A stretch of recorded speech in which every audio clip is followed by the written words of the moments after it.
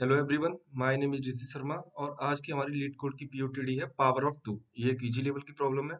तो पहले हम प्रॉब्लम स्टेटमेंट रीड करेंगे, फिर देखेंगे कि किस अप्रोच से इसे सॉल्व करें। तो प्रॉब्लम स्टेटमेंट क्या है? Given an integer n, return true if it is a power of two, otherwise return false. तो ये बड़ा सिंपल सा प्रॉब्लम स्टेटमेंट है, इसमें कुछ ज्यादा सोचना नहीं है कि आपको क्या है, एक कोई नंबर दिया हुआ है n। आपको गिवन क्या है? गिवन है एक n। आपको बस ये बताना है क्या ये n टू की पावर है या नहीं। जैसे कि एक एग्जांपल के तौर पे हमारा फोर लें, तो हमें बताना क्या ये फोर टू की पावर है, तो आप बोलेंगे टू की पावर टू है। क्या फाइव को आप टू की पावर रिप्रेजेंट कर सकते हैं, तो आप बोलेंगे कि नहीं कर सकता। तो इस केस में तो आप ट्रू रिटर्न कर देंगे और इस केस में आप फॉल्स रिटर्न कर देंगे। तो बेसिकली आपको क्या बताना है, क्या अ, यहाँ प्रॉब्लम स्टेटमेंट में भी दिया हुआ है कि n equal to two x. क्या कोई एक ऐसा x एग्जिस्ट करता है? Is there any x such that 2 to the power x equal to n? ये कंडीशन ट्रू हो। तो बेसिकली यही कहना चाह रहा है कि क्या ऐसी कोई 2 की पावर x है जिससे कि n आ जाए। तो इतना हमने समझ लिया। अभी चलो इसके वो और देख लेते हैं कि इनपुट n की वैल्यू कहाँ से कहाँ तक हो सकती है। तो आप बोलेंगे n की वैल्यू दी है -2 to the power 31 से। n ranges from -2 to the power 31 से लेके 2 to the power 31 - 1। तो यहाँ से पहले हमें कुछ एक कंक्लूजन ड्रॉ करने पड़ेंगे कि हमारा बेसिकली जो प्रॉब्लम सेट है वो कितना है। बेसिकली n की वैल्यू हमारे लिए कितने आंसर देगी और कौन सी बेसिकली इनवैलिड है। तो आपके दिमाग में, कुछ लोगों के दिमाग में ये आ सकता है कि क्या मैं -8 को 2 की पावर रिप्रेजेंट कर सकता हूँ। तो कुछ लोग ऐसा हो सकता है सोचें कि हाँ भाई कर सकते हैं, -2 to the power 3 ये लिख सकते हैं। बट क्या ये उस फॉर्म को, जो ये हमने लिखा था कि n जो है 2 to the power x के इक्वल होना चाहिए, क्या ये वैलिडेट हो रहा है? आप बोलेंगे कि हाँ भाई टू भी यहाँ पे टू है, यहाँ x की जगह पे 3 है। तो आप बोलेंगे वैलिडेट हो रहा है, पर देखिए यहाँ पे साथ में आपने एक्स्ट्रा माइनस ले रखा है जबकि यहाँ पे कुछ भी नहीं है। तो आप बेसिकली इसे रिप्रेजेंट -8 को 2 to the power x में रिप्रेजेंट नहीं कर पा रहे हैं, आप -8 को -2 to the power x में रिप्रेजेंट कर पा रहे हैं। तो बेसिकली कोई भी नेगेटिव नंबर होगा उसके लिए तो आप कर ही नहीं सकते, उनके लिए हमेशा आंसर क्या होगा, कोई भी n जो लेस देन 0 है, वहां आप क्लियर हैं कि आपका क्या होगा आंसर। बेसिकली फॉल्स रिटर्न कर देंगे, रिटर्न कर देंगे फॉल्स। ठीक है, और याद रखना यहाँ पे एक n इंटीजर है, तो n कभी फ्रैक्शन नहीं हो सकता। जैसे आपको n की वैल्यू ऐसे नहीं दे सकता कि ये 1/8 दे दिया हो, क्योंकि ये तो 2 की पावर में एग्जिस्ट करता है, ये 2 की पावर -3 होता है। पर n की वैल्यू ये हो ही नहीं सकती क्योंकि n एक इंटीजर है और 1/8 इंटीजर नहीं है। तो हमने यहाँ से कुछ कंक्लूजन ड्रॉ किए कि हमारा अगर n लेस देन 0 है तो हमें फॉल्स रिटर्न कर देना है। अब आते हैं कि इसे सॉल्व कैसे करेंगे। तो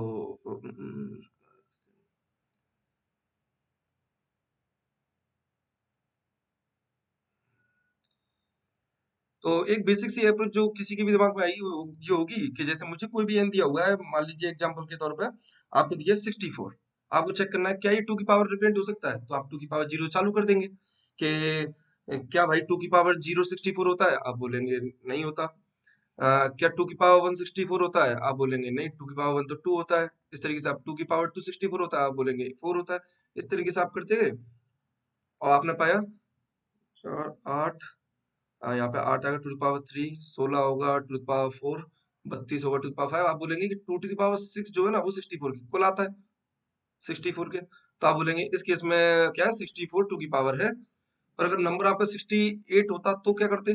तो भी आप ऐसे मूव करते, आप बोलेंगे क्या टू, मतलब आप इसके छोटे तक मूव करते। आप बोलते कि मैं सारी पावर निकालूंगा जब तक मेरा पावर 2 आई क्या है, जो n है उससे छोटा है।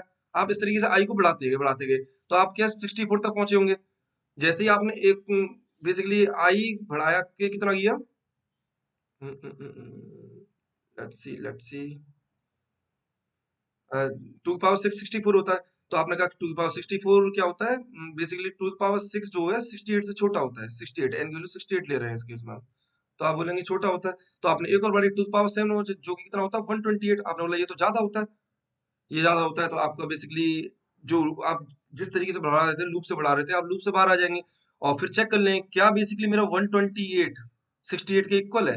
नहीं है तो कोई भी टू की पावर एग्जिस्ट नहीं कर सकती, क्योंकि देखो टू की पावर 6 तो 64 था, वो इससे छोटा था, तभी आप इस लूप को कंटिन्यू कर पा रहे थे।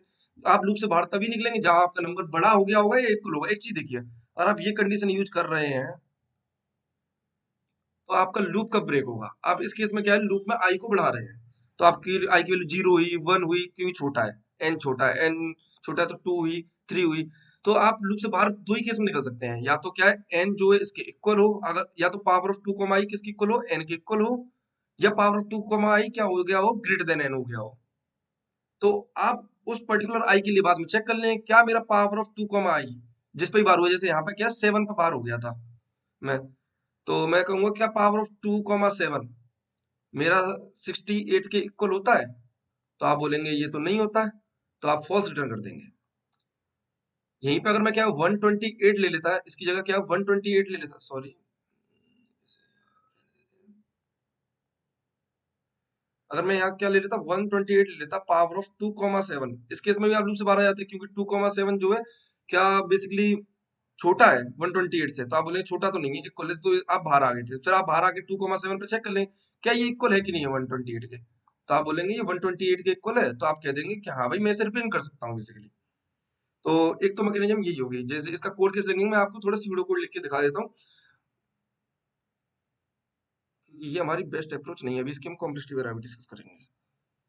तो आप क्या करेंगे, एक लूप चलाएंगे इंट आई इक्वल टू 0 से, तो आपने वाइल लूप चलाया, इसमें एक पावर फंक्शन होता है पीओडब्ल्यू सी प्लस प्लस में, 2 आई। आपने कहा जब तक मेरा पावर ऑफ 2 आई छोटा होगा एन से, उस केस में मैं क्या करूंगा, आई को प्लस प्लस करता रहूंगा, आई प्लस प्लस, आई को बढ़ाते रहो। तो आप इस लूप से तभी बाहर निकलेंगे या तो पावर ऑफ 2 आई क्या हो गया हो, आई एन के बराबर हो गया हो, ये बड़ा हो गया हो। तो आपको तो ये चेक करना है ना कि एन के बराबर है या नहीं, तो बाहर आके आप चेक कर लेंगे क्या मेरा power of 2 I if, basically रुकना,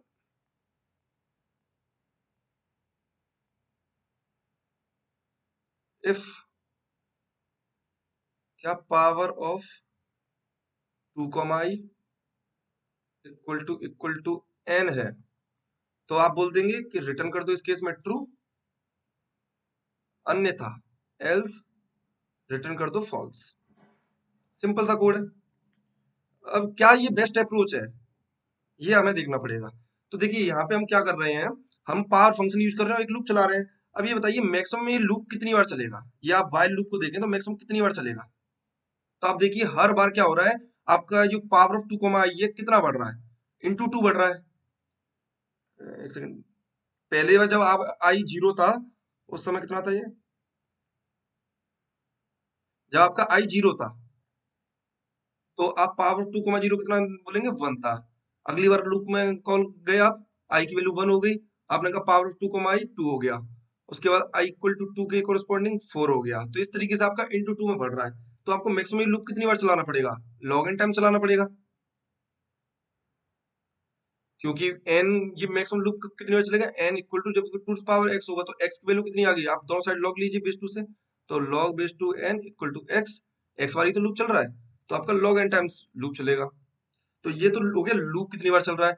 अब आपका ये पावर हर बार जितनी बार आप आइटरेशन कर रहे हैं आप इस पावर फंक्शन को कॉल कर रहे हैं पीओडब्ल्यू को, तो ये इसकी कॉम्प्लेक्सिटी क्या होती है भाई, तो इसकी कॉम्प्लेक्स,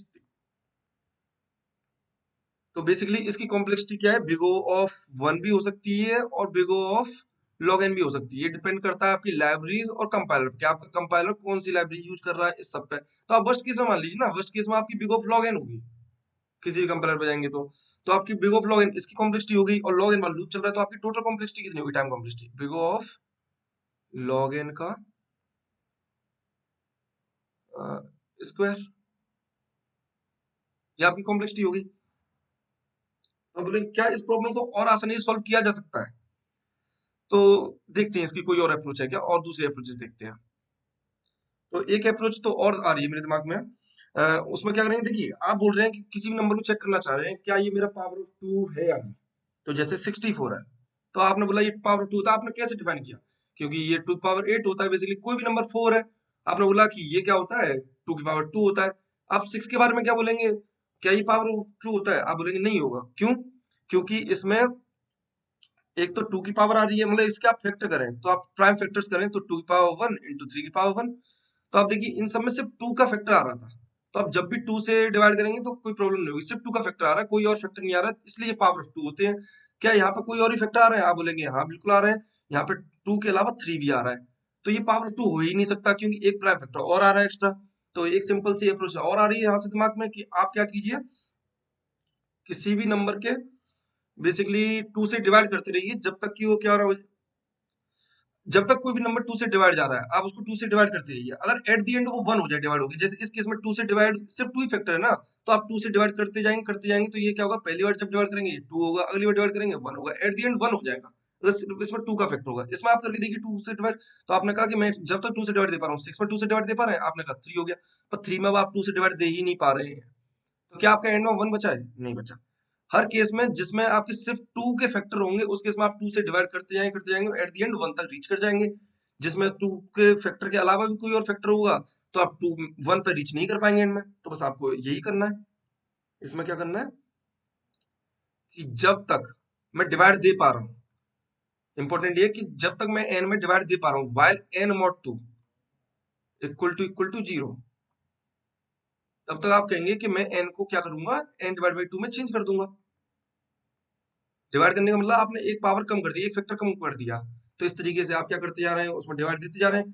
तो आप इस लूप से बाहर कब आएंगे, जब n क्या है टू से डिवाइड नहीं हो रहा होगा। तो अगर n वन हो जाएगा उस केस में भी टू से डिवाइड नहीं होगा, या फिर कोई और फैक्टर होगा उस केस में भी टू से डिवाइड नहीं होगा। तो आप बाहर आएंगे, आप चेक कर लेंगे क्या मेरी n की वैल्यू वन हो गई। अगर n की वैल्यू वन हो गई है तो आप बोलेंगे कि हाँ भाई मैं ऐसे कर सकता हूँ। तो आप इस केस में क्या कर देंगे, रिटर्न कर देंगे ट्रू, एल्स रिटर्न फॉल्स। आपको आई होप कि आपको ये समझ में आया होगा। इसे हम कोड करके देख सकते हैं, इसकी कॉम्प्लेक्सिटी डिस्कस कर लेते हैं। तो आप क्या कर रहे हैं, हर स्टेज पे टू से डिवाइड कर रहे हैं सिर्फ। तो आपकी कॉम्प्लेक्सिटी जो होगी वो कितनी हो जाएगी, लॉग एन हो जाएगी, बिग ऑफ लॉग एन। जरा इसे कोड करके देखते हैं। तो आपने क्या किया, जब तक मेरा बेसिकली टू से डिवाइड जा रहा है एन में, while n mod two equal to zero, तब तक आप क्या करेंगे, n equal to n divide by two कर देंगे। सिंपल। हाँ यहाँ पे पहले जो हमने केस डिस्कस किया था उसको लिख लेंगे कि अगर एन की वैल्यू लेस देन जीरो है, क्या मैं जीरो को भी टू की पावर बेसिकली वो कर सकता हूँ, रिप्रेजेंट कर सकता हूँ। तो आप बोलेंगे कि जीरो को भी टू की पावर रिप्रेजेंट नहीं किया जा सकता। तो while n is less than equal to zero, इन दोनों केस में कि कोई भी टू की पावर जीरो तो नहीं दे सकती ना मुझे। तो आप क्या कर देंगे, रिटर्न कर देंगे फॉल्स। अन्यथा आप नीचे जाएंगे, while n mod two equal to zero, n को चेंज कर दो एन डिवाइड बाई टू। इस लूप से आप दो ही केस में आ रहेंगे, या तो एन वन हो चुका होगा या फिर कोई और फैक्टर बचा होगा। तो अगर एन वन है, इसका मतलब ये मेरी ये क्या था, जो एन गिवन था मुझे वो टू की पावर था, तो रिटर्न कर देंगे ट्रू, एल्स रिटर्न कर देंगे फॉल्स। रन करके देखते हैं।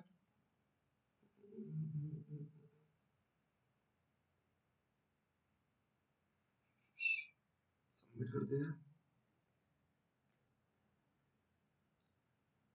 तो ये हमारा एक्सेप्ट हो चुका है। पर अभी हम, ये क्वेश्चन खत्म नहीं हुआ है, जरा थोड़ा और पढ़ते हैं, रीड करते हैं। उसने बोला है फॉलो अप क्वेश्चन दिया हुआ है, could you solve it without loops और रिकर्जन। तो क्या ये हमने बिना लूप के सॉल्व किया है? आप बोलेंगे नहीं, आपने बाय लूप यूज किया है यहाँ पे। ठीक है, तो क्या हम इसे बिना लूप के सॉल्व कर सकते हैं, ये हमें सोचना होगा। तो इससे पहले आपको एक चीज समझनी होगी, वो मैं आपको बताता हूँ। और आपको इसके साथ एक ओए का क्वेश्चन भी डिस्कस करूंगा। एक ऑनलाइन असेसमेंट में किसी कंपनी के में क्वेश्चन आया था, उसको भी डिस्कस करते हैं, तो आपको ये चीज ज्यादा क्लियर होगी। हमें समझना होगा पहले कि कोई भी नंबर कैसे फॉर्म होता है।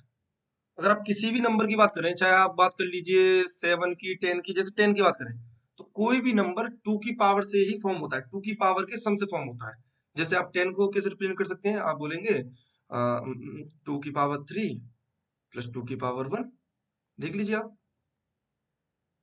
ये टू की पावर से फॉर्म है। आप ट्वेल्व के बारे में बात कर लीजिए, ट्वेल्व कैसे रिप्रेजेंट कर सकते हैं हम टू की पावर में,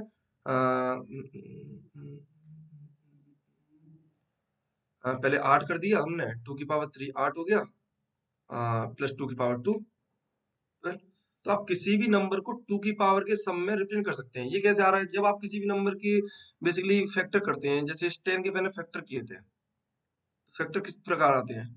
टू, यहाँ 5 हो जाएगा, यहाँ क्या आएगा? 0, 2, 2, 1। ये बाइनरी में कन्वर्ट करने का तरीका हो गया किसी भी नंबर को 1 0। तो अब बाइनरी रिप्रेजेंटेशन क्या होगी इसकी? 1 0 1 0। आपने देखा हो जब भी हम बाइनरी से किसी भी नंबर को डेसिमल में कन्वर्ट करते हैं, क्या करते हैं? 0 इंटू टू की पावर 0। जीरो इंडेक्स पे है, इनकी इंडेक्स कर लेते हैं। 0 इंडेक्स पे ये 1, ये 2 पोजीशन पे, 3 पोजीशन। तो 0 इंटू टू की पावर 0, यहाँ पे पोजीशन आती है। ये यहाँ पे क्या आती है? ये कौन सी बिट है? ये बिट क्या है? 1 है। 1 को सेट बिट बोलते हैं, 0 को अनसेट बिट बोलते हैं। तो 1 इंटू टू की पावर 1, 0 इंटू टू की पावर 2, 1 इंटू टू की पावर 3। तो जितने भी आपके जीरो के साथ मल्टीप्लाई हो रहे हैं वो सब तो जीरो हो जाएंगे, ये तो हट जाएंगे। और जो 1 के साथ मल्टीप्लाई हो रहे हैं तो वो उतने ही होंगे जितनी उनकी पावर है। तो देखिए आप इसको, ये क्या था? 10 था, तो ये किसके इक्वल आ रहा है? टू की पावर 3 प्लस टू की पावर 1 के। इनका सम करते हैं, अगर हमें डेसिमल नंबर पहुंचना है तो इनका सम करेंगे। तो ये बेसिकली सम कितना आ रहा है? टू की पावर 3 प्लस टू की पावर 1। तो किसी भी बाइनरी नंबर रिप्रेजेंटेशन में या तो 1 होगा या 0 होगा, तो हमेशा आपके जो है टू की पावर के सम के तौर पे आएगा। अब एक चीज बताइए, कोई नंबर अगर टू से बेसिकली क्या है, पावर में रिप्रेजेंट हो रहा है, कोई एन है, हम बोल रहे हैं इसे टू की पावर रिप्रेजेंट कर सकते हैं, उसकी बाइनरी रिप्रेजेंटेशन किस प्रकार की दिखेगी? क्या उसमें आपको इस तरह का सम दिखेगा?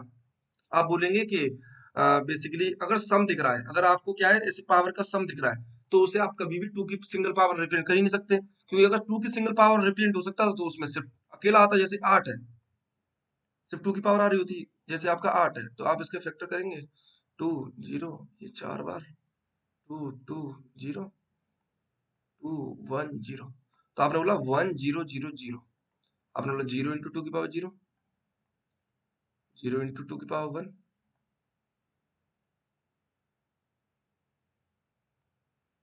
आपने बोला 0 इंटू टू की पावर 2 एंड 1 इंटू टू की पावर 3।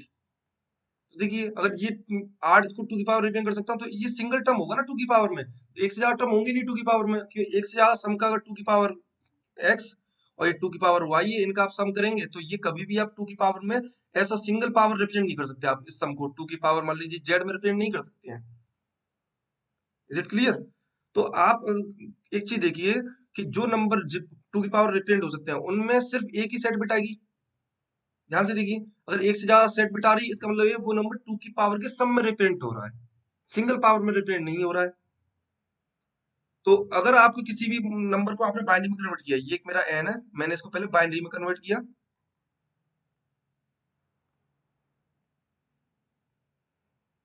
तो आपके पास एन दिया हुआ था, आपने इसको क्या है बाइनरी में कन्वर्ट किया, तो फिर आपने उसमें चेक कर लिया कि कितने वन आ रहे हैं। अगर एक ही वन आ रहा है तो आप बोलेंगे कि हाँ मैं उसे टू की पावर रिप्रेजेंट कर सकता हूँ। अगर एक से ज्यादा वन आ रहे हैं या एक भी नहीं आ रहा तो भी नहीं कर सकते। ग्रेटर देन 1 और इक्वल टू 0, तो आप कहेंगे कि मैं नहीं कर सकता। मतलब एग्जैक्टली 1 आ रहा होगा तो कर सकता हूँ, एल्स फॉल्स नहीं कर सकता। Is it clear? अब ओए में क्या सवाल आया था उसे समझते हैं, इसी के बेसिस पर, शायद एनवीडिया वगैरह में आया था मुझे जहां तक याद है। प्रॉब्लम स्टेटमेंट क्या था? आपको क्या है, एक बाइनरी रिप्रेजेंटेशन दी हुई थी, बोला हुआ था कि ये मेरे पास एक बाइनरी रिप्रेजेंटेशन, मान लीजिए कोई भी बाइनरी में एक स्ट्रिंग दी हुई है एस, स्ट्रिंग है एस, वो क्या किसी भी नंबर की बाइनरी रिप्रेजेंटेशन है। बस आपको ये बताना था कि इस स्ट्रिंग एस की जिस नंबर की बाइनरी रिप्रेजेंटेशन है, जिस एन की नंबर की बाइनरी रिप्रेजेंटेशन है, क्या वो नंबर टू की पावर रिप्रेजेंट किया जा सकता है कि टू की पावर में रिप्रेजेंट किया जा सकता नहीं? तो देखिए अगर हम अपनी पुरानी अप्रोचेस को ट्राई करें तो हम क्या बोलेंगे कि ये बाइनरी रिप्रेजेंटेशन सिंपल है, बाइनरी नंबर को आप उसमें कन्वर्ट कर सकते हैं एक अपने नंबर में, जैसे आपको 1011 दिया है तो इसे आप नंबर में कन्वर्ट कर सकते हैं, जो भी दिखाया था तरीका, उससे आप पहले नंबर में कन्वर्ट कर लेंगे, फिर हमने जो पहले दो मेथड डिस्कस किए उसमें से किसी से कर लेंगे, जो सिंपल है। आपको लग रहा होगा हाँ ऐसे कर सकते हैं, पर यहाँ पे एक दिक्कत है। दिक्कत क्या है कि ये जो स्ट्रिंग है ऐसे ना, इसकी लेंथ जो है 10 पावर 5 तक हो सकती थी। 10 पावर 5 तक मतलब 10101 ऐसे करके ये मेरे जो है 10 पावर 5 कैरेक्टर हो सकते हैं इसमें। और ये एक स्ट्रिंग को क्या करेंगे, आपको बताना है क्या ये स्ट्रिंग जो एस है, इससे कोई कोरस्पॉन्डिंग जो नंबर बनेगा क्या वो टू की पावर है? तो आप बोलेंगे इसमें क्या दिक्कत है, कन्वर्ट करने की कोशिश कर लेते हैं। तो आप कहें पाएंगे कि ऐसा कोई बेसिकली डेटा टाइप बनाई नहीं है जिसमें आप इतने बड़े नंबर को स्टोर कर सकें। आप इसे कन्वर्ट करने के बाद स्टोर कर सकें, क्योंकि बेसिकली हमारा इंट होता है, वो क्या कर सकता है, बेसिकली टू द पावर 64 होता है। टू द पावर 64 मतलब ये क्या है, 64 बिट्स के नंबर को स्टोर कर सकता है, जबकि इसमें 10 पावर 5 आ रहे हैं। अब लॉन्ग लॉन्ग इंट बोलेंगे तो वो 10 पावर 18 समथिंग होता है, basically that is two the power 128 I think. तो उसमें भी आप देखिए 128 लेंथ की स्ट्रिंग बेसिकली क्या बाइनरी रिप्रेजेंटेशन को कर सकते हैं स्टोर, पर ये तो 10 पावर 5 की है, तो इसे कैसे करेंगे? तो इसमें हमारा ये जो अभी कंसेप्ट था ये काम आया कि कोई भी नंबर 2 की पावर होता है तो उसमें क्या है, एक सेट बिट होती है, तो आप इस स्ट्रिंग में जो स्ट्रिंग दी हुई थी आपको, उसको कन्वर्ट करने की जरूरत ही नहीं है, आप उसमें गिन लेंगे कि कितने मेरे क्या है, काउंट ऑफ वन क्या है, काउंट ऑफ वन क्या है। अगर काउंट ऑफ वन क्या है, वन आता है, तो आप ट्रू रिटर्न कर देते कि हाँ भाई मैं कर सकता हूँ, अन्यथा फॉल्स रिटर्न कर देते। अब वापस अपने इस क्वेश्चन पे आते हैं, ये तो हमने ओए की प्रॉब्लम डिस्कस कर ली। अब इस प्रॉब्लम में क्या है कि हमने अभी एक चीज डिस्कस की कि आप उसमें क्या करेंगे, बस ये देख लें किसी भी नंबर की बाइनरी रिप्रेजेंटेशन, जैसे 16 है, 16 की बाइनरी रिप्रेजेंटेशन आप करेंगे तो आप कहेंगे कि हाँ भाई इसमें तो 1000 होती है, 1000 तो 8 होता है, वन और पीछे 4 जीरो होते हैं, तो इसको मैं क्या कर सकता हूँ, इसमें सिंगल वन आ रहा है, एकमात्र वन आ रहा है, तो मैं इसे कर सकता हूँ बेसिकली टू की पावर अरेंजमेंट, तो यहाँ पे ट्रू आ रहा है देखिए। आप वन को कैसे बोलेंगे कि हाँ भाई वन में भी क्या होता है कि वन की बाइनरी रिप्रेजेंटेशन वन ही होती है, तो यहाँ पे सिंगल वन आता है, इसको भी रिप्रेजेंट कर सकता हूँ। थ्री, थ्री की बाइनरी रिप्रेजेंटेशन क्या होती है, वन वन होती है, बेसिकली थ्री की बाइनरी रिप्रेजेंटेशन वन वन होती है, तो इसमें दो काउंट आ रहे हैं वन के, तो आप बोलेंगे इसको रिटर्न नहीं कर सकता हूँ। तो क्या हमें पहले किसी नंबर को बाइनरी में कन्वर्ट करना होगा, जैसे ये मेरे को नंबर दिया हुआ है एन, तो मैं अगर इस अप्रोच से करना चाह रहा हूँ, तो पहले अगर मैं इस अप्रोच को यूज करना चाह रहा हूँ तो मैं क्या करूंगा, एन दिया उसे, एन को मान लो मुझे क्या है बाइनरी में कन्वर्ट करना होगा, फिर उस बाइनरी में मुझे काउंट करने होंगे कि कितने वन आ रहे हैं। तो बेसिकली किसी भी नंबर को बाइनरी प्रिंट में कन्वर्ट करने में ही आप लॉग एन कॉम्प्लेक्सिटी यूज कर रहे हैं बेसिकली, क्योंकि बाइनरी में कन्वर्ट करने का तरीका हमने देखा कि टू से डिवाइड करते जाते हैं, अगर रिमाइंडर वन आता है तो वो सेट बिट हो जाती है, अगर रिमाइंडर जीरो आता है तो वो वाली बिट कैसे हो जाती है, अनसेट बिट हो जाती है। तो आप हर स्टेज पर टू से ही डिवाइड कर रहे हैं, तो लॉग एन में करेंगे किसी भी एन को बाइनरी में कन्वर्ट, लॉग एन में कर सकते हैं। तो क्या फायदा भाई, अभी तो हम लॉग इन में करके आ रहे हैं प्रॉब्लम को। तो इसमें एक आपको एसटीएल बताना चाहूंगा, एक सी प्लस प्लस की लाइब्रेरी में एक एसटीएल होती है, बेसिकली एक प्री डिफाइंड फंक्शन होता है, underscore underscore built in underscore pop count, और आप इसमें उस नंबर को पास कर देंगे जिसमें आप बेसिकली बाइनरी में कन्वर्ट करना चाह रहे हैं। तो ये बाइनरी में कन्वर्ट नहीं करता है, ये क्या करता है, अगर आप इस तरीके से लिखेंगे तो ये आपको किसी भी नंबर एन में सेट बिट का काउंट दे देता है directly, count of set bit मतलब वन, और इसकी कॉम्प्लेक्सिटी कितनी होती है, बिग ऑफ वन होती है। तो बेसिकली आपने टाइम कॉम्प्लेक्सिटी को भी सुधार लिया, आपको सिर्फ काउंट चाहिए था सेट बिट का। आप इस एन को बाइनरी में कन्वर्ट करने के बाद भी क्या करते हैं, उसे काउंट करते हैं उसमें कितनी सेट बिट है। आपको ये direct count of set bit दे रही है, आप देख लेंगे कि count of set bit one है, अगर वन है तो बढ़िया कर सकता हूँ, अन्यथा नहीं कर सकता। तो इस अप्रोच से करके देखते हैं। ये कंडीशन तो बने रहने देंगे, अगर n less than equal to zero return false, और मैं क्या करूंगा, काउंट निकाल लूंगा पहले, int count of set bits. आप कैसे निकालेंगे, इस स्टील का यूज करें, underscore underscore built in underscore pop count, आप इसे एन को पास कर देंगे। अगर count of set bit, if count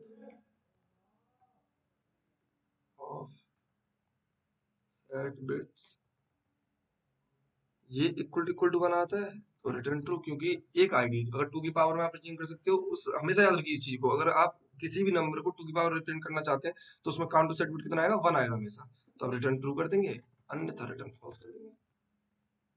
देखते हैं काम कर रहा है कि नहीं।